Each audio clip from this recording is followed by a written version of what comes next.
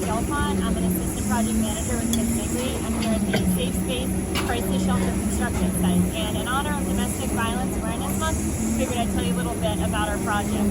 So it will have 5 floors with the cellar and penthouse, which is exciting because it will triple the shelter's capacity. So just a little bit about what's going on here today. We have about 25 workers, and our concrete subcontractor is working on the foundation footings, and they're also pouring the elevator pits. We also have the waterproofers on that side, and then in the back we have the forms for the cellar walls.